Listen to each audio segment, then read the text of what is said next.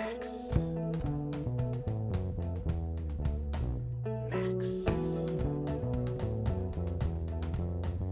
Max. Maxology. Maxology. Maxology. Maxology. Maxology. All right, welcome to the first ever Maxology podcast. I'm your host, Max Weinswag. Today is Friday, October 25th, 3 o'clock in the afternoon and 5 o'clock somewhere else. We're in the east of the Shenandoah Valley. So first and foremost, my name is Max Weinswag. I'm a current junior at James Madison University. I'm from Clarksville, Maryland. And so why I wanted to do this podcast was not for just for me, but because other people would tell me that they wanted me to do a podcast, and I said, well, maybe, and I kept saying maybe, and then one day, I don't know what hit me, but I was like, okay, podcasts are taking over, people don't listen to the music on the radio anymore, instead people are literally going to class, walking to class, talking about podcasts, and I thought, well, maybe since this hit the storm, maybe I should just talk about what I want to talk about, and who knows, like, whoever hears me can listen, and if they don't want to listen, they can tune me out. It was a win-win situation for me, and I hope everybody can laugh and joke about it and have some opinions about the show. I really want people to come on the show and talk about whatever is going on in their life, and also just have fun. And we're going to talk about a lot of stuff, current events, what's coming on in the near future, what could be 10 years away, like the end of the world we could talk about, and we could talk about sports and everything in between, and I'm really excited for this, and we're going to get started now with our first hot topic, which is professional athletes and marijuana. And so when I talk about professional athletes, I'm talking about any athlete. It could be a professional gymnast or a hockey player. Or Yo. Curling? Curling. It could even be curling. And for those of you who heard that, that was Brian Penzak. His nickname is Beanus. Penis with a B. He goes with that.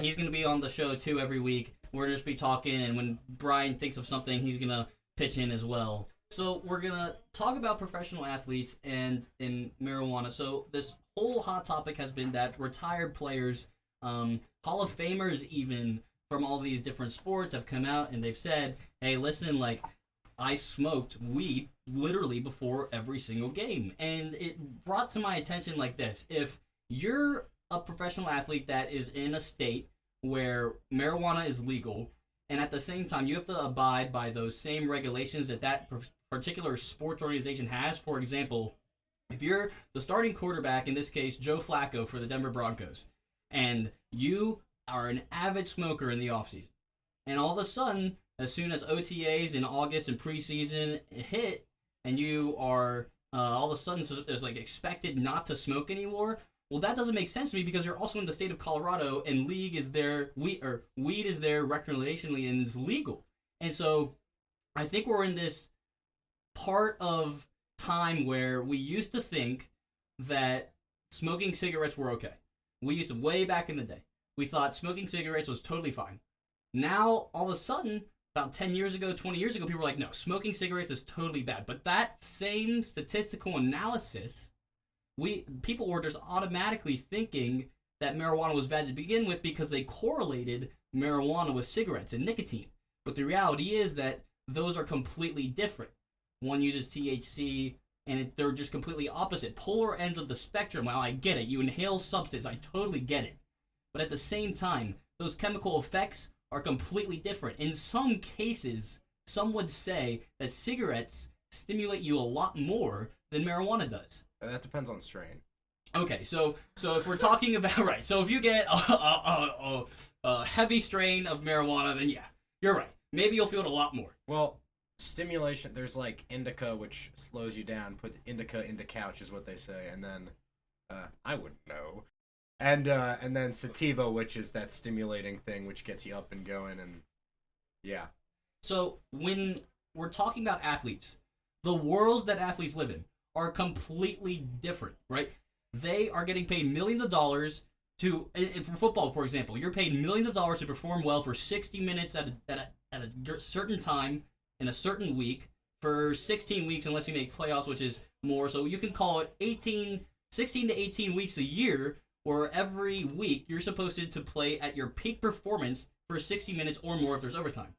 And if there are professional athletes who say, I play better by smoking weed before a game, I would argue that that should be totally okay. And here's why. Because players have come out and they've talked about how smoking weed has significantly improved their performance. Percy Harvin said, and he's recently retired from the Seahawks, he said that smoking weed before every single game made it seem like the game slowed down and was a vacuum.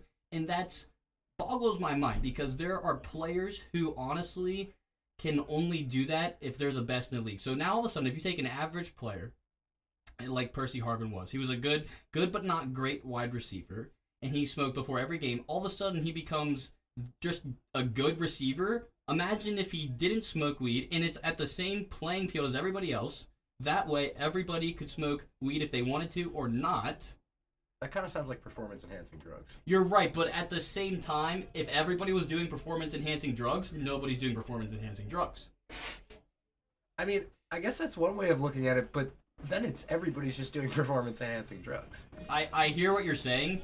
But at the same time, if it's helping players, and maybe not just performance-wise, maybe we can also think about emotionally. I mean, now, granted, you think players having emotional stress by playing a sport that gets paid millions of dollars, you think, oh, there's no way possible. But there are players out there that are completely, crazy, and these are professional athletes. They're just gifted in the sport that they do. They're great, and they're super athletic, but their issues don't speak about them on the field. Rather, it's off the field issues most of the time. And so if weed helps them both on and off the field, that might be something to think about. And there's actually been a player, maybe numerous players, who've talked about making weed into a drug, specifically like a performance-enhancing drug, but not calling that just an everyday, almost similar to almost like Tylenol. As we would take Tylenol for inflammation and pain, essentially you're taking a marijuana pill for inflammation and pain. So I think that that's something to think about, because if these players are in this much distress and they get banged up, Rob Gronkowski, after the Super Bowl, he's a tight end for the Super Bowl winning Patriots, he had a pint of blood drained from his body after the Super Bowl. And we always talk about players with surgery after Super Bowls, or just after games, or after seasons. After the baseball season, pitchers get Tommy John and arthroscopic surgery on their shoulders and elbows, and you tend to think, what if it was nagging on throughout the season? What if throughout their pitching performances they're in pain, and what if marijuana helped their pain? And what if not just helping out their pain and maybe not making them better, maybe it just calmed them down to allow them to pitch instead of being in pain at the same time? I think that that's something big to think about, because if we can maybe not create it as a performance enhancing drug and think about it like that, maybe we can think about it as a calming sensation, like what a lot of people say it is. That's something to think about. What do you think? It sounds like this is just a classic case of, like, I like weed. I don't know why it's being made into a bigger thing than that. Like, at this point, America's on the route to legalizing weed, and if people want to smoke it and then go play football, like, that's all them, but at the end of the day, it's just that we don't need to make it into an issue. It's a bunch of big fucking dudes in, like, robot costumes slamming into each other. If they need to be high for that, who the fuck cares? Right, and I think that if there was data that said weed enhances performance, if there was data that said marijuana makes you a completely different player, then that would be something to look into. But if it's just calming someone down, taking away stress in their lives, truthfully, I don't see it as a complete issue. And I know for a fact that the people in the executive board, on the executive office, the owners, they hate it because they want their players to be perfect. They don't want their players taking anything that is illegal. But soon enough,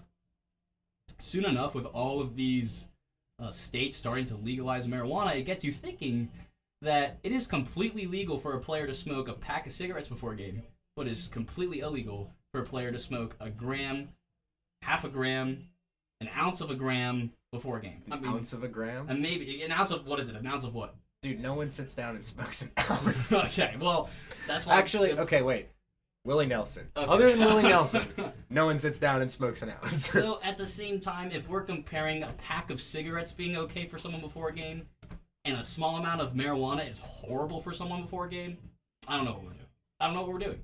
I think it's less about the health benefits and more about, like, the societal I don't know what the word is, but if everybody's like walking around stoned off their ass all the time, we're a lot less productive and like, yeah, we'll have a lot more fun. But like in terms of having marijuana be part of the workplace and that be an okay thing, like, personally, I say go for it, but if it's gonna decrease productivity quite a bit. Now everybody will be having a way better time at work, don't get me wrong. And I guess sports are like work for some people, it's work for insane people, but I couldn't do that. At the same time, though, if everybody acted different because of marijuana, essentially, before we know it, we would think that they're completely fine if we got used to people acting different, and we were accustomed to that week after week, we wouldn't think of it any differently.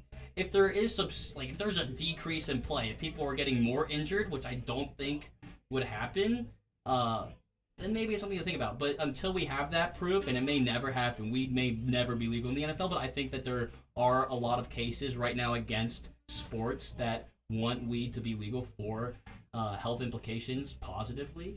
But, we'll never know. But speaking also of marijuana, one of my friends wanted me to talk about this.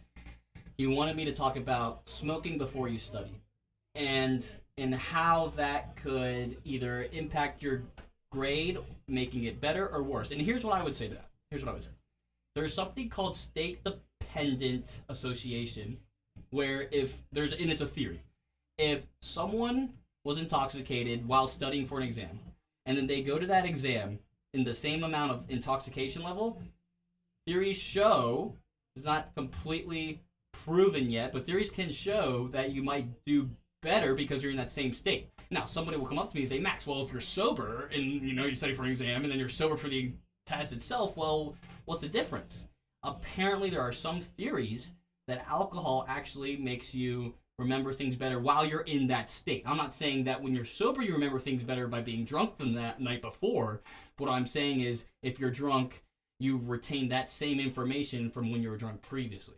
I mean, that goes with the psychological theory of classical conditioning. Like, if you're in whatever state, like, I don't know if you've seen A Clockwork Orange, but essentially, they train this psychopath to be afraid of, like, psychopathy because he, they inject him with drugs that make him sick every time he sees violence. So, that kind of works the same way. Like, if you're, like, smacked as shit every time you're studying, whenever you're smacked as shit, you're just gonna be like, yo, I've got all this information in my head, and I think I'm going to know how to put it on this test. Except at the same time, you're probably going to just write a bunch of stupid-ass shit like, dude, I'm writing this English essay about a beaver right now. And this beaver's fucking chilling. So, like, you might remember shit better, but, like, you're probably going to end up writing a bunch of dumbass shit. Right, and I hear that.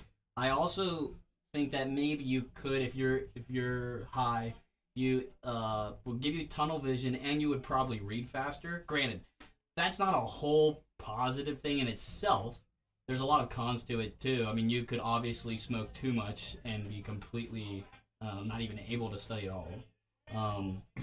So that's something to think about too. But it was just interesting to me that nobody has really thought about, that sense of marijuana and studying implications, where we have all these tests with alcohol and studying implications. And it leads me to believe this. There was a guy who had to get super drunk before studying for an exam, and then get super drunk taking an exam, and then do the statistical analysis there. So there was literally a guy voluntarily getting drunk just to study before an exam.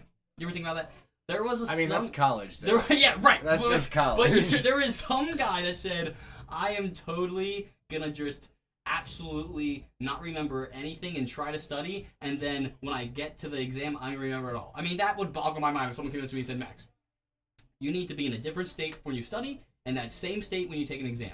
Because it's so foreign to us. But what if we had a whole class of people just absolutely intoxicated before an exam, and they were in that same state from when they were studying for that exam?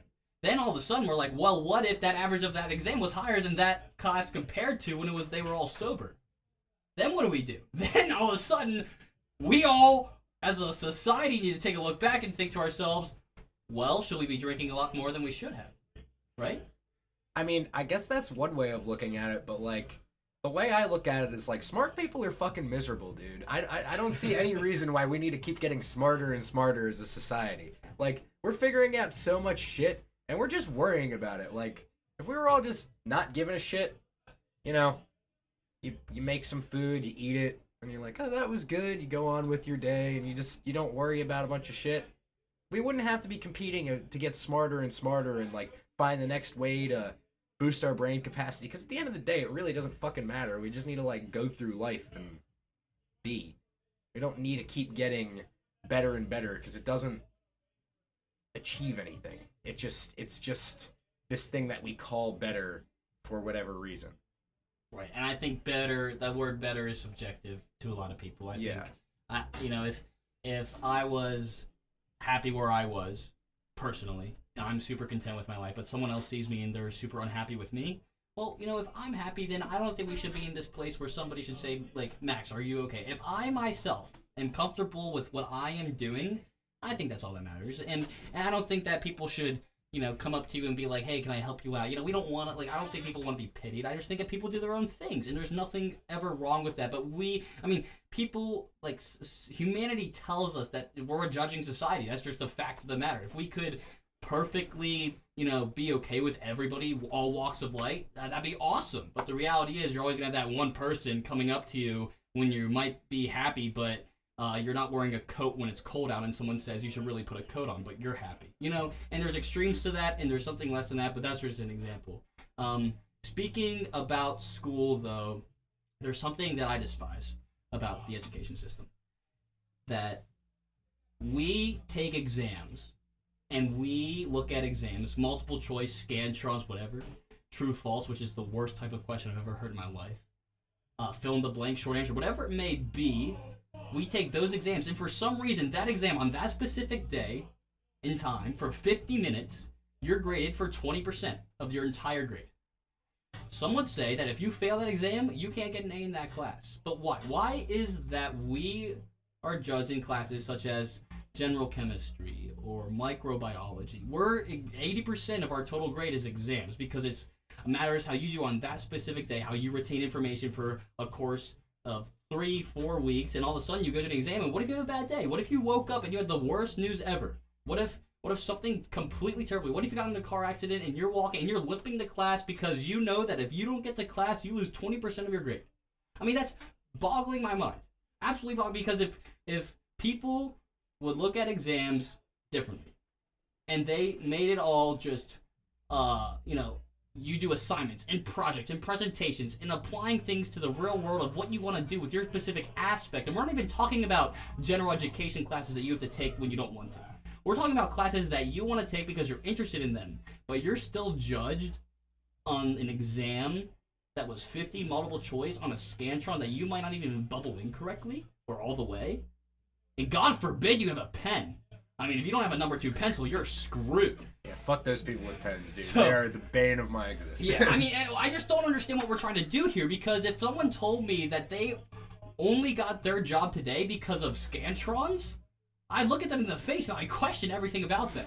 But we live in this American education system where all these exams matter so much. If there was a class and all we had to do presentations and projects, and we could actually explain what we knew instead of having to fill in A, B, C, D, E per 50 lines, that would be so much better. But those are called essay questions. There are a lot of exams that are essay questions if you're in a certain department, like English.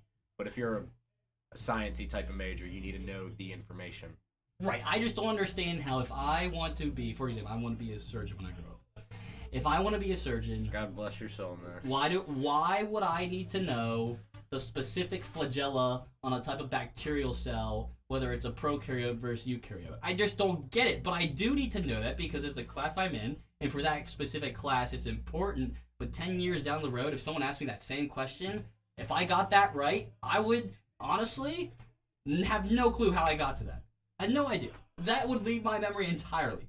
But all of a sudden, we're expected to know that. I don't get it. I don't get it. Boredom, I would assume, is the answer. It's like you got a professor, they're in charge of a class, and some of it's relevant, but at the end of the day, like, they're just doing their job too, and they're like, oh, how do I make this interesting enough for me and also interesting enough for the students so we can all learn something? But, you know, it's just boredom. I hear you. And I get that. I've been wanting to vent about that for a while now, and I'm glad I did, but sort of switching gears, Right. talking about friends, college life. We're talking about education. I want to talk about something that has been the bane of a lot of people like me existences for some time here. It's something people may know. It's called the friend zone. And essentially what this is if you are good friends with someone for a while, and all of a sudden you start developing romantic feelings for that person, and you don't know what to do, because if you try to make a move and it fails, all of a sudden you could possibly lose that friend.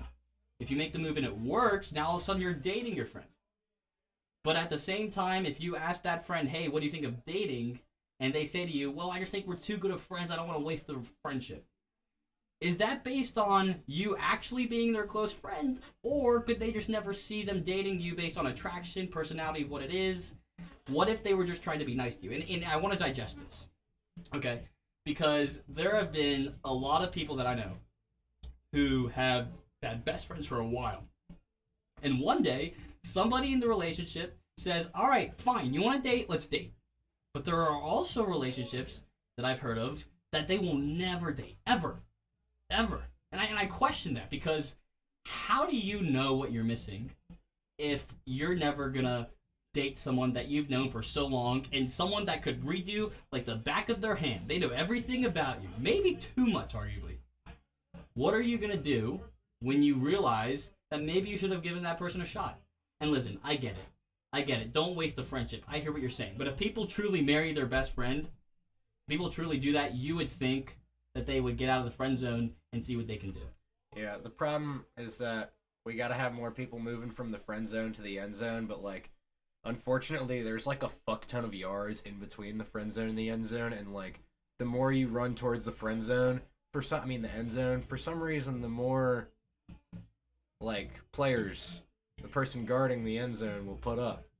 And it's the unfortunate reality of things. But also, you know, relationships are fucking weird, dude. I don't know. Yeah, and we could get into this more next week, but just, you know, surface level friend zone, I think it's a myth, and here's why. Because if you make a move with a girl and it doesn't work, I would say that if you're close enough friends to begin with, right after that happens, then you will know each other well enough to make it just like normal right after. If it does work, then all of a sudden you're gonna start dating the girl, and that's awesome news. I mean, I would never be happier for I would not be happier enough for one of my friends that came up to me and they said, Max, I did it. I got out of the friend zone. I mean, and we know a guy, like a guy named Derek in the fraternity.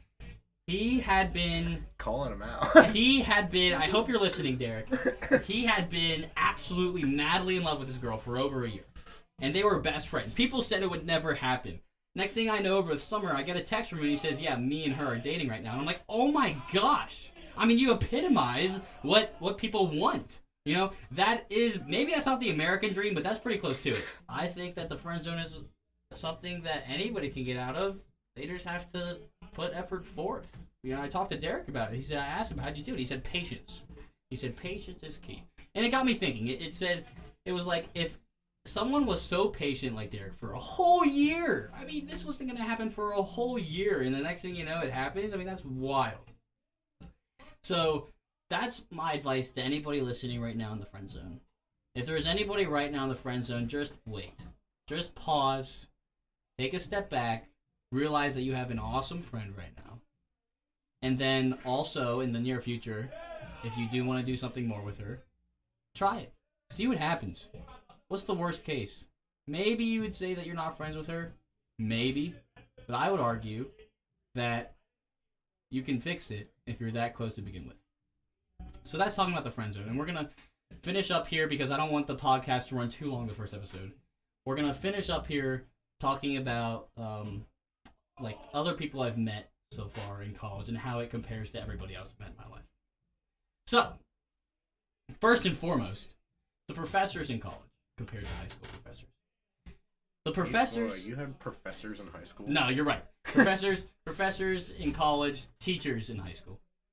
So they say in high school, one of my teachers would be like, "Listen, your professors in college are going to be the most strict, super tough, rigid people you've ever met." I walk in freshman year to a general education course. I think it was like WRTC. It was like writing, whatever. We talked about superheroes in the class. It was awesome. He says, "All right, there's 2 ways to get an A in this class, and they're all both because of me." He writes on the board. He says, 1, it is stupid easy to get an A. You're dumb if you get below an A. Number 2, I'm not an asshole. This is what he said. He said, "I'm not an asshole." So it got me thinking.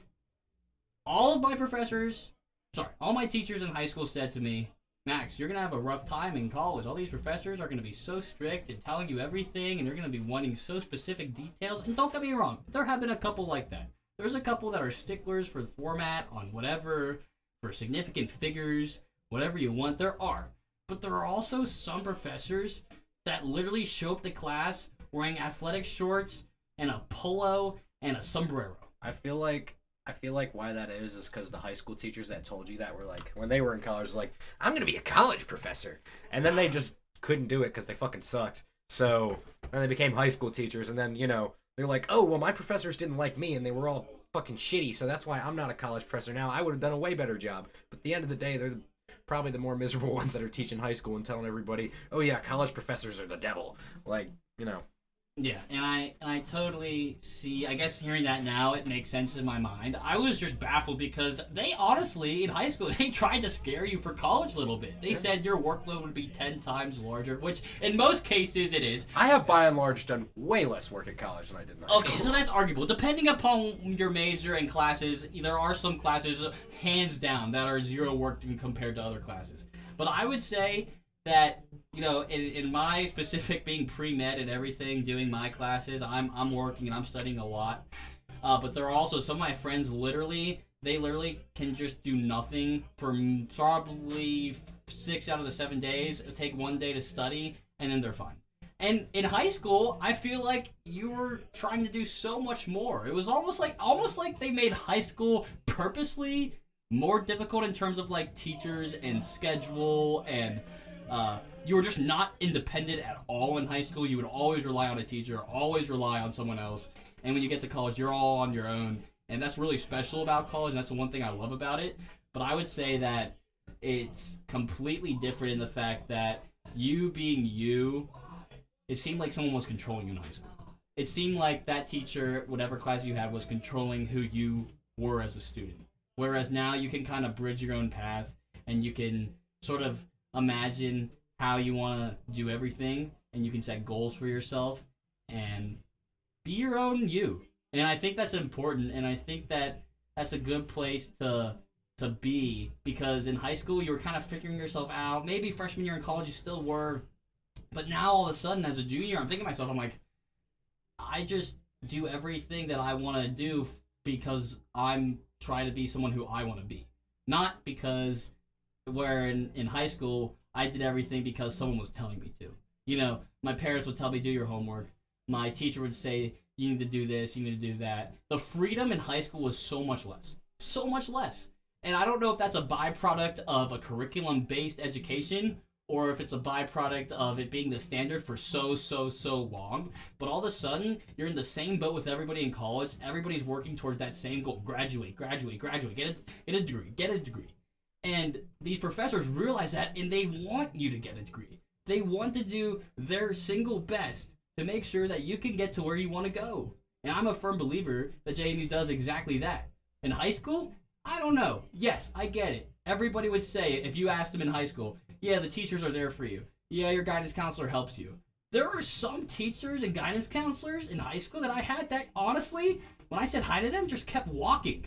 I could honestly say to you right now that my professors here in college, I could go out, I could invite them to go throw football and say hi. They're like one of me almost. Seems like they embody who I want to be and hang around. And in high school, it just didn't seem like that, and I think that's pretty special. Yeah, my teachers did not like me very much in high school.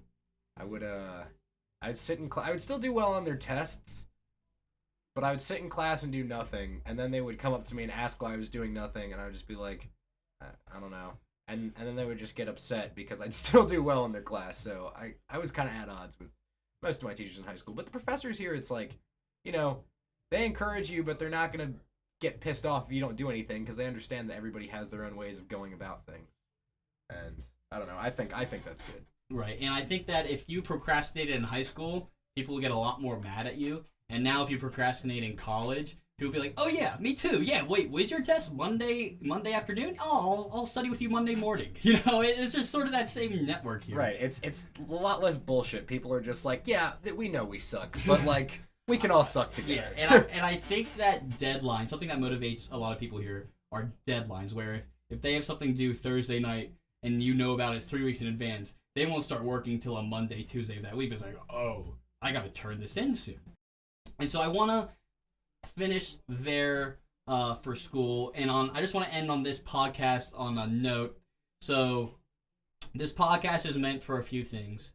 Number one, it's supposed to be solely opinion based. What I say is my opinion. What Brian says or any guest says is their opinion. We are not coming after anybody. It's not to offend anybody. It is our opinions of how we feel things are going on. If you don't like it, we understand. We're not here to appeal to everybody. We would love to. We would love for everybody to say, yeah, I really vibe with what you're saying. Everything you said, we love. But the truth is, you can't please everyone. And we welcome that. I welcome people to say, hey, Max, I disagree with you. And you can text me and you can say, hey, I would love to come on this podcast and talk to you about what you said. And we totally will. This podcast is meant to be a platform for anybody to come on, say what they want, and we'll just talk. And we'll just talk about it. I don't think that college students do enough of just talking. I think that they have a lot on their plate. I think that everybody is stressing the same amount. And I want people to come on the show, de-stressed, have fun. The podcast is a fun place to be. We're going to talk about a lot of stuff this semester. And it's going to be a lot of fun. I can't wait. Everybody that I've talked to is super excited, and I am too. And we're going to get to everything, but I can't do it if everybody automatically thinks, wait, what did he just say? Are you sure about that? Is that right? If you have a problem, just let me know. It's no big deal. I can tell you that Brian and I are both one of the more patient people, and we're super excited. If you have something to say, let me know.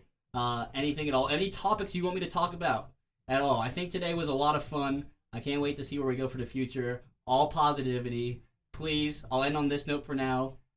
Always get to where you're going by walking away from where you've been. I'm Max Weinswag speaking for Brian Penzak. Thank you, and I'll see you all next week.